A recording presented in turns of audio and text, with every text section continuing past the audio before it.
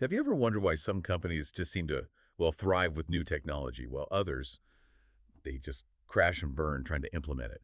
Or, why bringing in some powerful new system can sometimes turn an entire organization completely upside down, even when it seems like a great idea? Today in the deep dive, we're going deeper than just the surface. We're plunging into the surprisingly human side of technology. We want to unravel that really intricate relationship between information systems, organizations, and strategy. We're drawing our insights straight from the latest 17th edition of Loudon and Loudon's Management Information Systems. And our mission today is to uncover those crucial organizational secrets that managers absolutely must understand for successful IS implementation.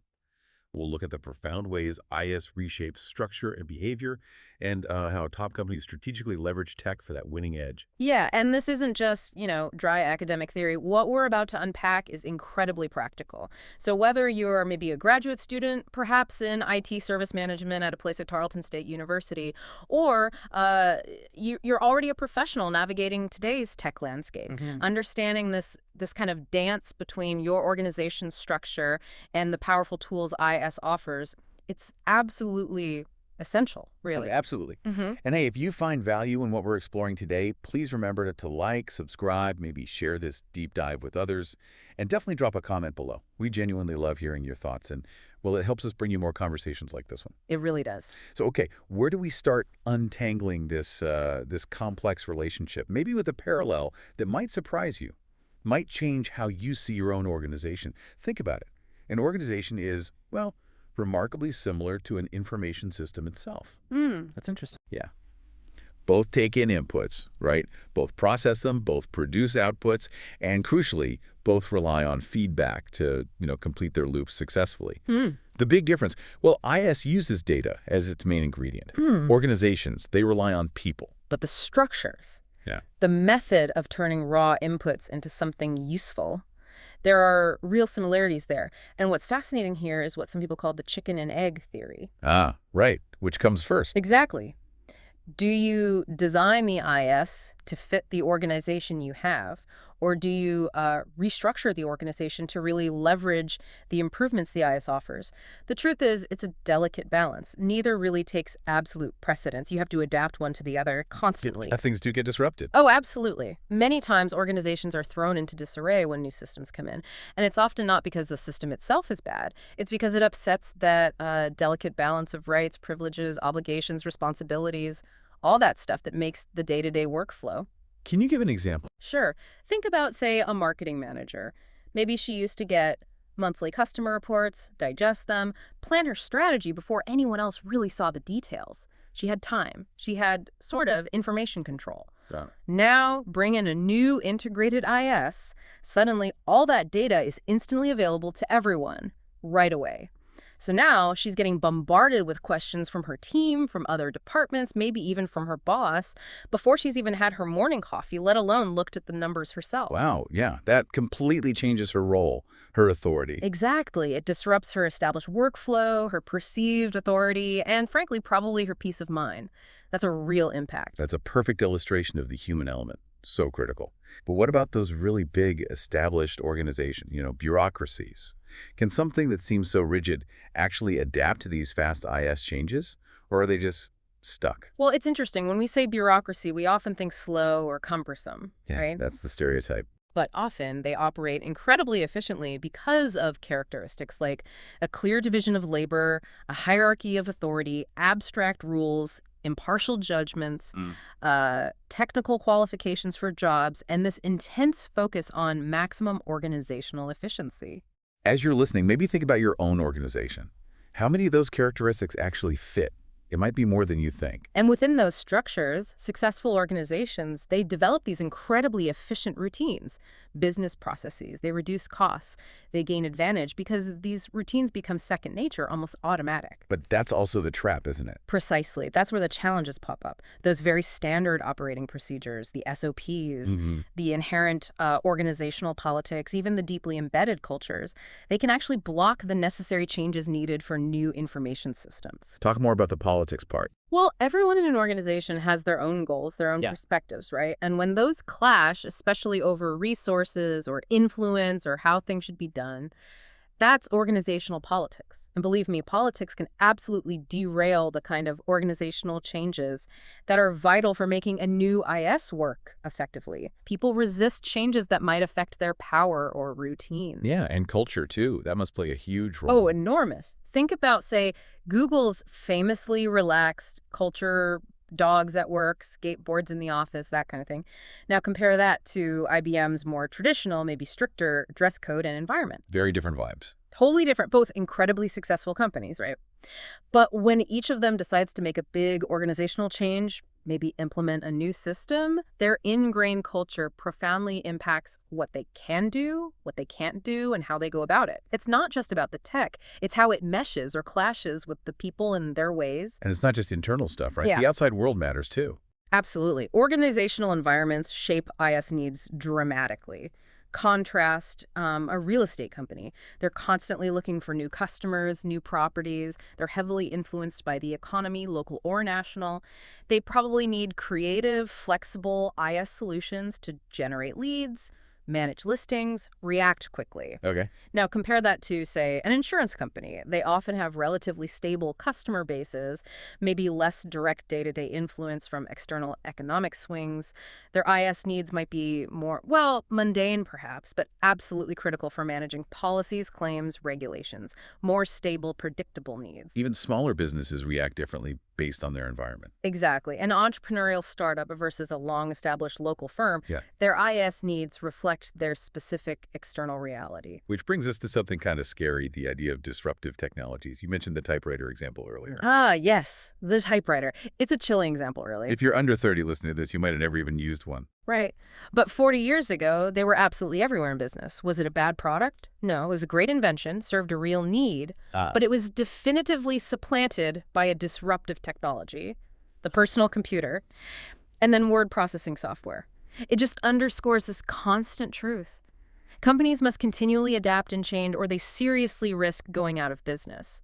The pressure isn't just to adapt, it's to anticipate disruption. So, the bottom line here with this whole interdependence piece. It's clear, isn't it? Organizations and information systems profoundly influence each other. They're locked in this dance. Successful IS integration absolutely demands deep consideration of an organization's unique characteristics, its structure, culture, politics, environment. You have to ensure the technology enhances rather than dictates how the organization works. It's about finding that symbiotic relationship. Okay, so that covers the interdependence. But what about the actual impact of these systems? Yeah. Economically, behaviorally? How has IS truly reshaped how we work? Well, think about the journey we've been on. Decades ago, IS meant a huge mainframe computer. You literally scheduled time to use it. Right, batch processing and all that. Exactly. Then the PC revolution in the early 80s. Suddenly we had computing islands on every desk. Great for individual tasks, but sharing data, difficult, slow. Yeah, floppy disks and sneakernet. Pretty much. Yeah. And now, it feels like we've almost come full circle in some ways, but with vastly more power and connectivity. We combine centralized data storage and processing, think cloud computing, with personal access through, well, often stripped-down desktops or laptops or even phones. Data is globally accessible via networks. The impact of this evolution is just immense, economically and behaviorally. Let's talk economics first. Okay, well, sometimes it's simply cheaper to automate a task than to hire a person or keep paying people to do it manually. Take that example of developing and rolling out a new HR policy, let's say an employee dress code update. With a good IS, the HR assistant drafts it electronically, sends it to the director. Director makes changes electronically. Maybe others review and comment, collaborate electronically, maybe even in real time once it's final. Email it to everyone. Post it on the company intranet. Get electronic acknowledgments of receipt. Compared to printing, distributing, collecting paper signatures. Exactly. It drastically cuts down on paper, time, human effort. That illustrates the transaction cost theory. IS helps businesses slash the costs of processing transactions, just like they try to cut production costs. Makes sense. And then there's agency theory. This suggests IS allows, say, one manager to effectively oversee maybe 10 employees, whereas before, maybe they can only closely manage 4. Why? Because information is cheaper, easier to gather and disseminate. The manager can monitor progress more effectively. But the flip side is? The flip side is this leads to reduced internal management costs, which often means, well, the painful reality of job cuts, and not just on the factory floor and white-collar middle management positions, too. So IT can actually flatten organizations. That seems almost counterintuitive sometimes. It does, doesn't it? But here's the powerful reason why it happens. Information systems push decision-making rights lower down the hierarchy. How so? Because employees at those lower levels suddenly have direct access to the information they need to make decisions, often without constant supervision or waiting for reports to filter down. So managers aren't needed as much just to pass information along. Precisely. Plus, managers themselves get so much more accurate, timely information that they become faster, more effective decision makers, which means you might need fewer managers overall. Management costs decline as a percentage of revenue, the hierarchy becomes leaner, more efficient, it gets flattened. Which ties into those ideas about post-industrial organizations. Exactly. As work becomes more knowledge-based, professional workers often become more self-managing. IT enables and encourages that. It pushes decision-making down the line, fostering real decentralization. And it helps teams work together differently too. Yeah, IT encourages what we call task force networked organizations. Professionals come together, maybe face-to-face, maybe electronically, just for specific tasks or projects. Imagine a company trying to figure out a new way to ship, I don't know, hammers. Okay, hammers. Traditionally, you'd need clerical support, physical meetings, probably middle managers coordinating everything, lots of overhead. With a good IS, a lot of that hassle and expense just vanishes. Collaboration is quicker, cheaper via email, shared documents, video conferencing, and decision-making can be pushed to lower levels because managers can monitor progress electronically even if the team members are in different cities or countries. That reduction in hassle and expense sounds great. Yeah. But it can't all be smooth sailing, right? There must be resistance. Oh, absolutely. We have to acknowledge that. Mm. New systems fundamentally disrupt the way people work, their routines, their power structures. That often leads to considerable resistance. It's not a magic wand. Definitely not. Companies don't just solve all their problems by installing the latest, greatest IS. It's the people using that technology effectively and efficiently who truly transform organizations. Technology enhances communication, sure. Up, down, sideways. Our dress code example has shown how communication becomes faster, clearer, more concise. And you mentioned a shift in status symbols. Yeah, it's fascinating from a behavioral perspective. The classic status symbol used to be the corner office, right? Big window, nice view. Sure. Now, increasingly, the political status symbol is about information access. Who gets the reports first? Who has access to the critical dashboards? Who is on the key distribution lists? It's shifted. And the internet's role in all this is just huge. Ubiquitous is the word. Intranets for internal communication, B2B e-commerce. They dramatically cut costs and enhance business processes across the board. It forces even very traditional entities to innovate. Think about the U.S. Post Office. Email was an existential threat. So what did they do? They innovated, selling postage online, offering electronic bill-paying services. They had to use IS to transform their operations just to stay relevant. So all of this, Yeah.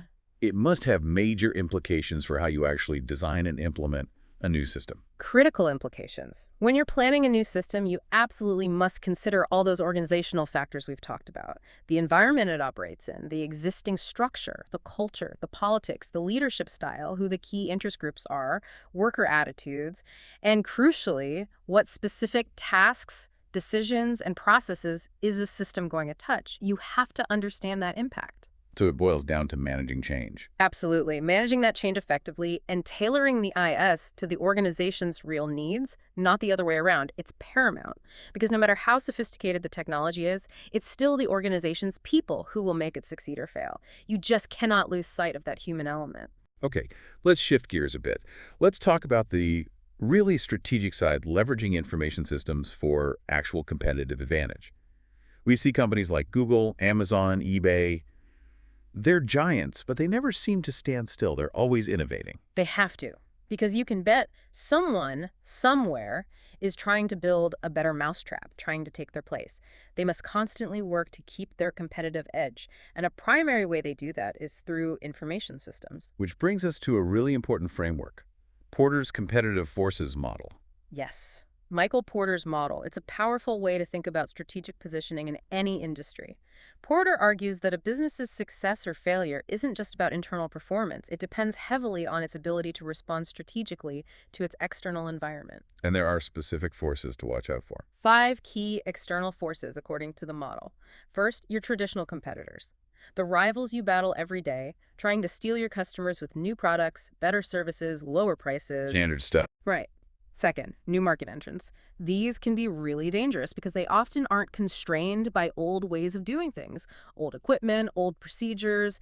They can come in lean and mean, maybe with lower costs or a disruptive innovation. Okay, number 3. Third, substitute products and services. Things that customers might switch to if your price gets too high or your quality dips or something just more convenient comes along. Think streaming music versus CDs. Got it. 4th. Fourth is customers. And today, customers have incredible power.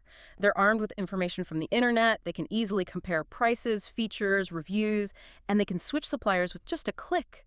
Their bargaining power is huge. And finally, Suppliers. How many potential suppliers do you have? If there are only a few, they have more power to dictate prices and terms. If there are many, you have more control. Their power affects your costs and your supply chain stability. So those are the forces. How do companies actually use IS to fight back, to thrive against them? Well, there are 4 main strategic approaches where IS plays a critical role. First is low-cost leadership. Okay. Use IS to achieve the lowest operational costs and therefore the lowest prices in the industry. Think Walmart. Their legendary, efficient customer response systems, automated supply replenishment, it gives them instantaneous information, minimizes inventory, cuts costs way below competitors. It's incredibly hard to compete with that on price. Makes sense. What's next? Second, product differentiation. Yeah. Use IS to create products and services that are unique or to customize them in ways competitors can't easily match.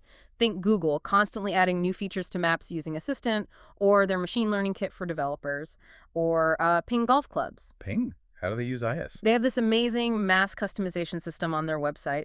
You can go online, input your specs, your swing style, and they'll build clubs specifically for you. That's IS enabling a highly differentiated product. Cool.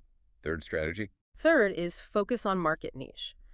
In really competitive markets, sometimes it's better to focus on a specific, narrow segment rather than trying to be everything to everyone.